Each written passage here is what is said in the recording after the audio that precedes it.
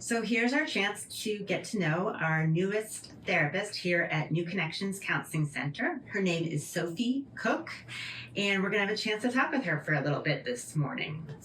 So, Sophie, I wanted to start off by asking, how did you get into this business? Like, how did you get into psychology, and what got you here? Yeah, so, I think it really started back when I was also a teenager, and, we didn't really talk about mental health. We didn't talk about, we would, but it wasn't as much about taking it as seriously. It was kind of like this thing that we had that we didn't want people to know about, and if we knew, it means it's be someone we trusted enough. And so I really thought, if we talked about this more, it wouldn't be so much of this thing we're holding alone.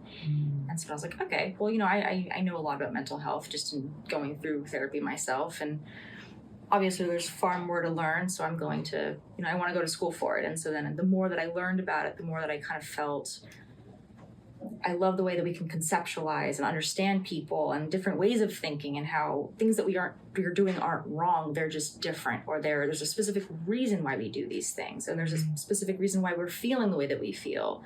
And it's okay. And I think ever since learning that, that's just been really what keeps me in it and wanting to spread that, because it's not talked about. So now that you're joining the team at New Connections, I was wondering if you could speak for a moment about what your kind of unique perspective is that you're bringing to the team. Yeah. And the work we do here. I think, obviously everyone has the same drive to help people, and we can be different from one another in how we approach therapy and how it's different types of approaches that we use and different clients that we see. And I think that, one unique perspective I bring is that I really love working with adolescents and teens and young people who are really not sure what's going on right now, because a lot of people don't. And I think that's really where I love focusing on my work, because being a teen right now, being a young person, it's scary. It's hard. It's a lot harder than it's ever been, contrary to what we think. And I think just knowing that and coming in with it and being excited about that is something that I think would be unique. Yeah.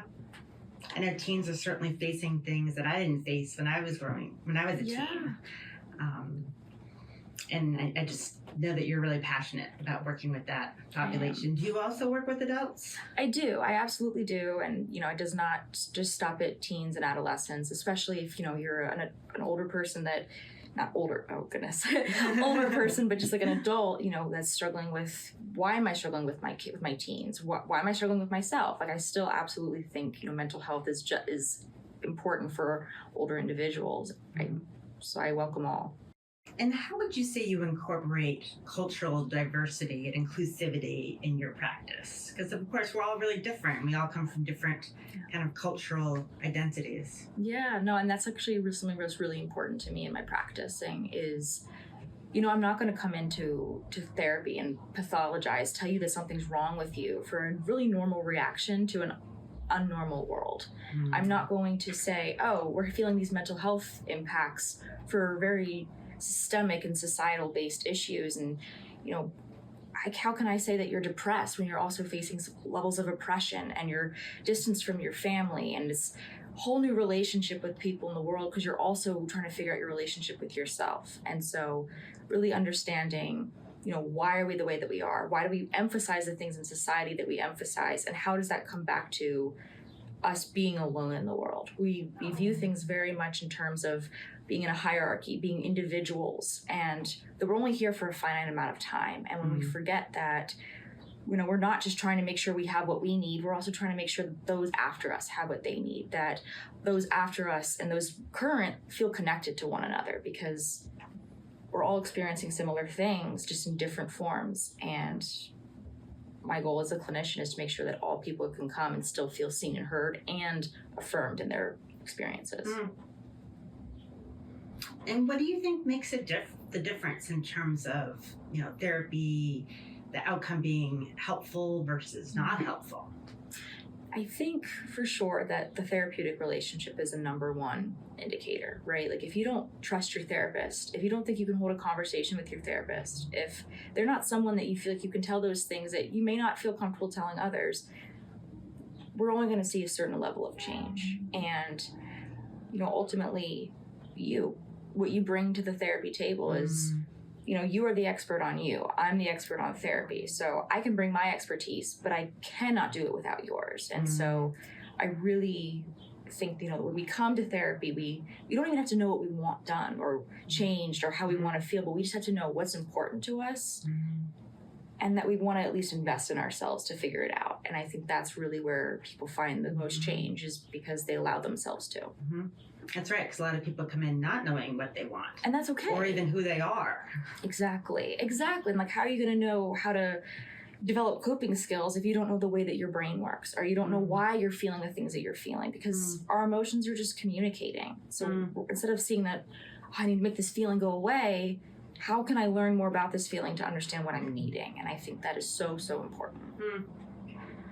And how do you take care of yourself? Do you have favorite ways that you engage in self-care? Yeah, and I actually really think self-care is important in general, because it's not just going to be a 21-step face routine or going to the spa, because that's also not as accessible to a lot of people. And, I find self-care in the things that help me relax, things that help me feel I don't have to do anything right now. I can just be me, and I can just be me as I am. So that's why I love my dogs, because they love me for who I am as I am. Unconditional. Oh, unconditionally. And they will make you feel like a celebrity when you get home.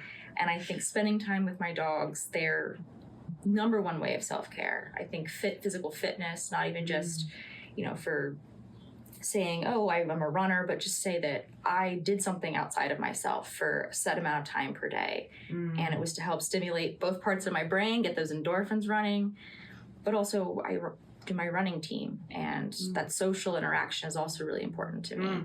Meets a couple different needs at once. Yes. Oh, and that's the best part of self-care, is because there's so many different types. And it's kind of like it all comes through different layers. So you're going to have them in social domains. You're going to have them in occupational domains or school, whatever it is. And so I try to pull from different areas in my life, so not all my eggs are in one self-care basket. Yeah, that's a good point. Well, Sophie, what would you say to a teen who's maybe watching this right now, who's struggling with their mental health and they've never been to therapy before?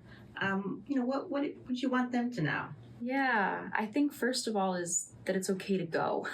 I think that we often forget that going to therapy doesn't make us weird, that we're not different from our friends, or it's not something that we have to say, I can't tell people where I'm going after school.